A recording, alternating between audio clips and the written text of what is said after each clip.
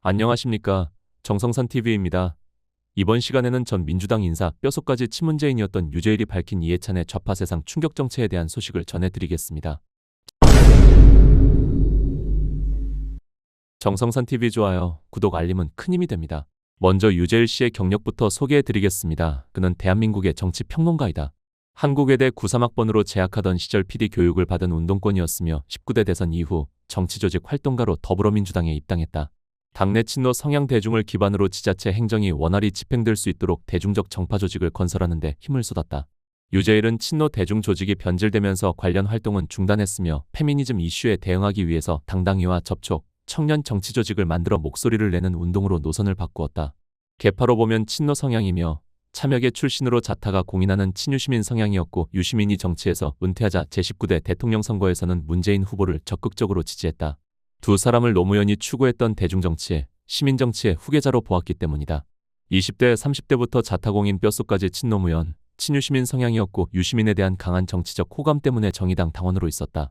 유재일은 2016년 정의당 메갈리아 사태 이전까지는 정의당의 평범한 참여계 당원이었을 뿐 정당이나 시민단체 등에서 두드러지게 활동한 적은 없었다. 해당 사태 때 정의당 자유 게시판에서 비판의 목소리를 낸 당원들 중 한 명이었으나 당 지도부가 미적지근하게 대응한 것에 반발하여 탈당했다. 이때부터 지식인들이고 언론이고 믿을 수 없다. 답답하니 차라리 내가 한다는 생각으로 유튜브에서 정치평론을 시작하였다. 유재일은 통합진보당을 향해 적대적인 태도를 취하는 데 이는 종북 이념에 대해 주사파들의 실상을 직접 겪었기 때문이다. 한국외대 재학 시절 이석기를 비롯한 경기동부 PD 계열이 외대에서 철수한 뒤 해당 조직을 컴퓨터 동아리로 재편하여 후배들과 게임을 하며 즐기는 와중 PD가 철수했다는 사실을 인지 못한 NL계 운동권이 조직을 장악하기 위해 강목 들고 와서 협박한 사건이 그것이었다.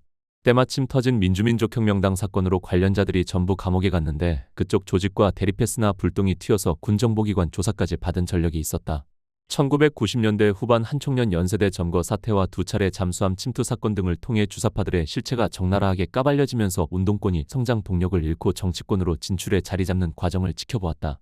유재일은 운동권 내부의 학벌 카르텔로 인해 차별을 겪기도 했고, 정당의 평당원으로 있으면서 주사파들의 조직인 경기동부연합, 인천연합 등의 배타적 계파 싸움 행태를 직간접적으로 접하기도 했다. 유튜브 시작 초기 친문재인 성향 구독자를 바탕으로 채널이 급성장하였다. 그러다가 2019년 9월 유재일은 조국 교수의 법무부 장관 임명을 반대하며 친문 진영과 갈등이 생기면서 민주당을 탈당하였고, 해당 진영에 대한 반대 의견을 내고 있었다가 이듬해 우파로의 전향을 선언하였다. 제20대 대통령 선거를 앞두고 대표적인 친윤 유튜버로 발돋움했다. 2022년 1월 윤석열 선대위에 합류하면서 본격적으로 국민의힘 소속으로 정치 활동을 하기 시작했다. 민주당을 탈당한 지 2년 4개월 만에 국민의힘에 정식으로 입당한 것이다. 다음은 유재일 씨가 밝힌 이해찬의 충격 실체입니다. 운동권 세계관의 암흑군주 이해찬 죽음. 민주당 출신 유재일의 소회. 이해찬은 타고난 책략가다. 어느 시대, 어느 장소에 가져다 놔도 정치 참모를 했을 사람이다. 권력투쟁의 속성을 그 누구보다 잘 알고 있던 사람이다. 우리 편을 모으고 적을 고립시킨다. 우리 편을 들면 포상하고 적이 되면 밟아버린다. 우리 편의 잘못은 덮어버리고 상대편의 잘못은 크게 확대한다. 아주 기본적인 권력투쟁의 스킬이지만 문제점이 있다. 이렇게 하려면 뻔뻔해야 한다. 그리고 자신의 진영의 승리가 역사적 승리라는 믿음을 가져야 한다. 정파에 대한 절대적 신앙을 가져야 한다. 그러니까 이해찬에게 정파는 피보다 진한 것이다. 우리 편의 생존이 고정이고 상대는 악이다. 이해찬의 세계관은 그런 것이다.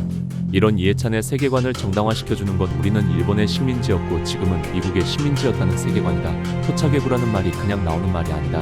이해찬 같은 지도부가 진짜 그렇게 믿고 있다. 미국은 침략자이고 한국전쟁도 민족해방전쟁이었고 북한은 대의가 있고 대한민국엔 대의가 없다. 그게 이해찬류의 사고방식이다. 그들은 대한민국 국민들은 항상 속아서 보수진영을 찍고 진실은 은폐되어 있다고 믿는다. 산업화와 대한민국의 발달은 박정희와 전두환의 독재가 없었어도 이루어졌을 거란 대전제를 가지고 그런 독재가 없었다면 지금 대한민국에 문제도 없을 거라 생각한다. 대한민국의 모든 문제는 일본과 미국의 식민잔재이고 그들의 앞잡이였던 친일 부역자, 독재 세력 때문이라 생각한다. 그게 이해찬류의 세계관이다. 맨 처음엔 서울대 나온 사람들 왜 저래? 에이 설마 했는데 아니었다. 서울대가 본산이었다. 유시민이 활동했다는 농법학회니 그 외에 대학문화연구회니 사회과학연구회 뭐 등등 그런 대학대 골방에서 세미나하면서 생긴 세계관을 전국에 퍼뜨린 거다. 이해찬류의 진짜 문제점은 자신들을 서울대 안에 서울대, 다시 말해 자신들이 서울대 일반학우들을 이끄는 깨어있는 리더라고 생각을 했다는 거다. 실제로 학우들은 그들을 영웅 취급했고 그렇게 그들은 선민의식을 강화했다. 평생을 반미 성향을 간직하고 중국과 친화적이며 대한민국의 정통성을 부정하고 북한이 독립투사들이 세운 나라라는 판타지에서 벗어나지 못한다. 이성의 마비와 자아의 비대해짐은 공존했던 것이다. 시대의 변화를 감지하고 생각을 바꾸는 사람들이 저들에게는 가장 큰 적이었다. 안병직이 그랬고 이영훈이 그랬다. 사료와 통계를 보며 운동권의 허구적 신화에서 깨어나는 과거의 동료들을 린치하는 게 그들의 일이었다. 이 린치의 중심에 이해찬과 유시민이 있었다. 이해찬의 정치 투쟁의 첫 번째는 자신들의 신화 지키기였다. 민족문제연구소, 정대협을 중심으로 한 자신들의 신화 확산. 여기에 독립운동 영화 제작, 위안부 영화 제작, 태백산맥을 필두로 한 수많은 소설들, 그게 이해찬과 좌파 진영이 함께한 정치 투쟁의 한 번이다. 이 투쟁을 성공해야 자신들의 모든 악행이 정당화된다. 우리는 옳다 그리고 너희는 틀렸다고 낙인을 찍는다. 친일 사학자, 극우, 미국 일본 재벌의 영혼을 판 자들, 이해찬의 이런 역사 인식이 드러난 가장 최근의 사태가 일본의 화이트 리스트 삭제 사건 때 노재팬 운동 때다. 보수 세력은 과거 친일 세력에 뿌리를 두고 있다거나 일본 정부의 대변인 같은 행동을 하고 있다고 이해찬은 주장한다. 도둑이 매를 드는 격. 일본의 수출 규제 당시 한국 정부를 비판하던 보수 진영을 향해 가차없는 언사를 쏟아내며 역사, 의식이 결여된 반국가적 행위라 칭했다. 그의 세계관은 그의 권력이 정점이던 민주당 2019년 2020년 당대표 시절에도 저러했다. 반일 종족주의, 이영훈, 김낙년, 김영삼, 주익종, 정한기, 이우연 출간되었을 당시 독립운동의 가치를 부정하고 가해자의 논리를 대변하는 학설이라 코멘트했다. 이해찬은 운동권 서적을 판매하던 책방 주인 시절부터 역사 바로 세우기를 모토로 자신들의 세계관을 전파하는 활동을 했던 것이다. 책방 사장을 할 때나 20년 집권론 더 나아가 50년 집권론을 얘기할 때도 이해찬은 그게 역사의 회복이고 역사 바로 세우기라고 이야기한다. 이해찬의 정치 투쟁의 알파요 오메가는 역사 투쟁인 것이다. 이해찬의 정치 투쟁의 최종적 목적은 역사의 전복이며 그것은 체제의 전환이다. 체제 전환을 시도하는 이해찬은 체제의 수호자를 공격한다. 언론, 검찰, 재벌, 국정원 등이 체제의 보루라 파악한 그는 언론을 공격하고 장악하려 한다. 이 언론 공격의 선봉이 요즘 김영과 최민희 의원이다. 이해찬의 친위되는 언론노조라는 방대한 배후 조직과 협업을 한다. 그들은 방통위, 언론중재위, 각종 언론사 이사회를 장악 시도하고 이사회를 장악할 수 없는 구조에서는 보도 편성권을 장악하려 노력한다. KBS, MBC, EBS를 장악하기 위한 이사회 혈투가 정권 초에 항상 발생할 때 그 조직을 진두지휘하는 헤드쿼터가 이해찬이었다. 윤석열 정권이 들어서고 이 구조를 이해하고 있는 사람이 없었다. 대통령실은 뭐가 뭔지도 모르고 우왕좌왕하고 헤드쿼터 기능은 하지 못하면서 대통령과의 친분으로 낙하산들이 내려왔다. 일이 될 리가. 이해찬이 사라져도 좌파의 언론 장악 프로그램은 잘 돌아갈 거다.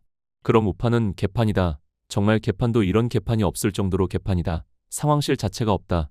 이리 뛰고 저리 뛰며 고생하는 개인들만 있다. 이사회를 장악하지 못하면 견제라도 해야 하고 좌파의 보도 편성에도 맞서 싸워야 하고 그렇게 싸우는 사람들이 모이는 사무실이라도 하나 있어야 하는데 개뿔이다. 당과 제야가 사이도 좋지 않고 사람들은 다 한자리 할 생각들만 하고 일상적 투쟁은 다 개나 줘버리고 담당자들은 힘들고 좌절하고 제야도 좌절하고. 이해찬에게 이 언론 투쟁의 장에서 완패하고 있는 게 보수다.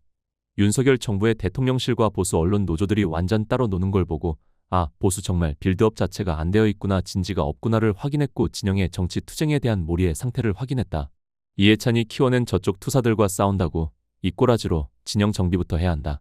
자, 이해찬의 체제 전환, 장기 집권론이 향하는 두 번째 공격 대상 바로 검찰이다. 이건 뭐 더 말할 것도 없다. 검찰 개혁하겠다고 나선 플레이어 일단 조국의 상징성을 가지고 있다. 스피커로는 최강욱이 가장 마당발 스피커고 5만 곳에 다 출연해서 검찰 악마화를 한다. 국회에서 실무자는 김용민 의원이 가장 앞장서고 있다. 거기에 어중이 떠중이로 붙어있는 이성윤 같은 검찰 출신들. 외곽 조직에는 민변과 우리법연구회가 있다. 좌파의 진지전을 잘 보면 업무 분장이 확실하다. 바람잡이들, 조직 장악을 하러 들어갈 사람들, 그들은 주요 거점을 공략한다. 상임위, 지검장, 법원장 등등 인사권과 징계권을 틀어주고 권력을 정말 권력같이 행사할 줄 안다. 이게 이해찬 체제다. 이해찬은 그 자체로 좌파의 시스템 그 자체다. 일단 지금까지 정리하면 이해찬은 진영 논리를 공고히 하기 위해 역사 투쟁을 제1투쟁으로 하고 세계관 정립 후 역사 전복, 체제 전환의 목표를 진영 모두가 공유하게 만들고 그 다음에 언론과 수사권을 장악하고 검찰을 해체하고 국정원을 해체한다. 그 다음이 바로 재벌. 이 재벌 공격의 선봉에 참여연대가 있다. 삼성 에버랜드 전환사채 사건이 알파요 오메가였던 이 재벌 공격은 재벌 상속의 약한 고리들을 찾아 공격한다. 그 결과 재벌들은 박원순, 장하성에게 정말 많은 걸 퍼주게 된다. 아름다운 재단, 아름다운 가게, 이러저러한 사회 공익 활동이란 명분으로 좌파의 기지들을 재벌이 키워주게 된다. 그러고도 결국 이재용은 감옥을 갔다. 이재용이 감옥을 가는 순간 재벌들은 이제 좌파에 길들여진 순환양이 되는 것이다. 재벌은 우파 단체들에 대한 후원을 전면 철회하고 보수 정당과 협업이 사실상 종료된다. 박근혜 탄핵 사태로 기업과 보수 정치 세력의 단절 그리고 신화가 하나 탄생한다. 이제 대관 로비는 모두 민주당을 향한다. 민주당이 허락하지 않으면 규제 때문에 사업을 할 수 없는 나라. 민주당의 재벌 해체파는 쪼그라들었지만 재벌은 이제 민주당과 거래한다. 보수와 거래하는 건 너무 위험한 일이 되어버린 거다. 재벌 돈마저 민주당으로 흘러들어가게 된 정치지형. 이걸 설계했던 건 박원순이고 그 박원순이 그렇게 죽고 난 다음 재벌 통제 네트워크를 장악한 건 이해찬이었던 거다. 이해찬은 서울을 천박한 도시라고 표현했다. 이해찬의 그 천박한 도시 발언과 뿌리 깊은 가해자들의 연대, 이 두 발언을 조합하면 그의 세계관이 나온다. 서울은 친일 잔재와 독재 잔재가 장악한 뿌리 깊은 기득권의 세상이고 그런 세상을 뒤집기 위해 이해찬이 해야 하는 건 천도였다. 이해찬과 노무현이 공유한 사상은 유치하게도 서울 기득권, 경기고 서울대 기득권 이런 거였다. 그리고 그들이 찾은 새 수도가 바로 세종특별자치시다. 이해찬이 세종의 털을 잡은 건 그냥 털을 잡은 게 아니다. 이해찬은 여러 대통령을 거느리고 체제를 전복하고 역사를 바로 세우며 세종의 새로운 수도를 세우고 운동권 세계관이 관철된 나라를 세우려 한 것이다. 독립운동, 임시정부 법통, 5.18 민주화 운동이 역사의 적통이라는 게 그의 생각이다. 내가 5.18을 7공화국 헌법에 넣는 걸 찬성하는 정치인들 보고 아이고 나이브한 인간들 상황 파악 안 되네 하는 이유가 이런 거다. 그들은 상대가 어떤 투쟁을 하고 있고 자신들이 어떤 디펜스를 해야 하는지 모르고 있는 거다. 낙성대 경제연구소의 역사 투쟁이 극우라 내면화되어 있는 보수 정치인들의 성찰을 요하는 바이다. 우파의 신진 정치인들은 좌파와 맞서 싸워야 할 지점이 어디인지 갈피를 못 잡고 있는 거다. 이제 우리는 죽은 이해찬의 유산과 싸워야 하고 그 유산을 토벌해야 한다. 그러기 위해선 우파가 아주 근본적인 부분부터 리빌딩되어야 할 거다. 운동권 담론과 PC주의 담론의 우파들도 매몰되어 있는데 어떻게 좌파를 이길 수 있겠나.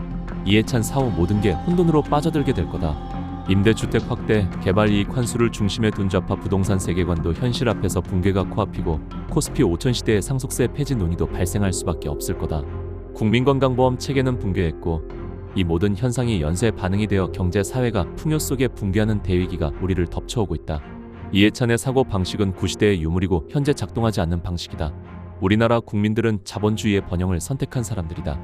허무맹랑한 민족해방 타령에 휘둘리다 망하기엔 가진 게 너무 많다. 친민은 생활이고 반민은 직업인 사람들의 시대는 이해찬의 사망과 함께 끝내야 한다. 운동권 세계관의 최후 보루이자 보스였던 사울은 반지의 제왕에 등장하는 암흑의 군주 이해찬이 사라졌다. 이제 반격을 시작해야 할 때이다. 다음 시간에 뵙겠습니다. 멸공.